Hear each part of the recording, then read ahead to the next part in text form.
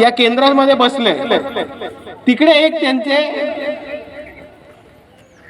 तर हे बोलू नये पण लय हरामी अशा प्रकारचा एक भाजपचा नेता आहे ब्रिजभूषण सिंग म्हणून.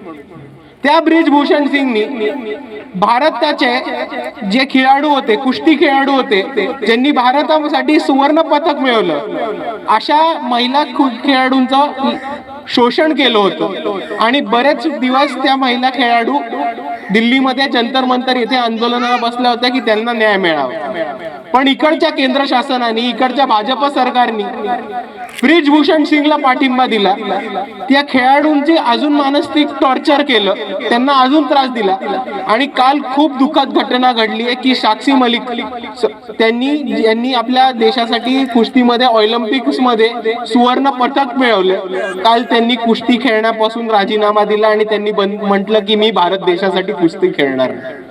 दुसऱ्याच बाजूला बजरंग पुनिया ज्यांनी ब्रॉन्झ मेडल हे इंडियासाठी मिळवलं होतं, त्यांनी जाऊन मेडल परत करून आलेत भारत सरकारला. आणि भारत सरकार खेळाडूंचं असं शोषण करत असताना इकडे अकोला जिल्ह्यामधल्या वेळा गावामध्ये एक व्यायामशाळा वंचित बहुजन आघाडीने उघडणं हे इकडच्या त्या प्रास्ताविकांच्या तोंडावरती थोबाडीत मारल्यासारखं होतं.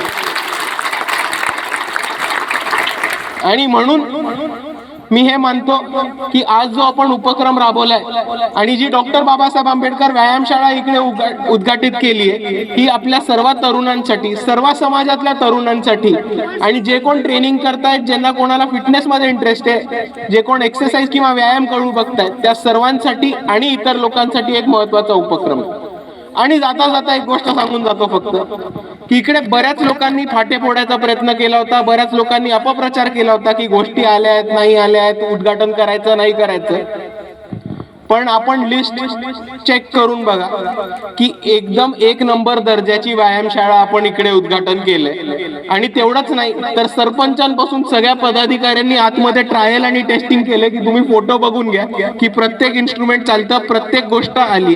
आणि अशा प्रकारची व्यायामशाळा आपण उद्घाटन केलंय. त्याचे मी तुम्हा सर्वांना शुभेच्छा देतो आणि माझे 2 शब्द थांबवतो. जय भीम, जय संविधान. एबीपी माझा, उघडा डोळे बघा नीट.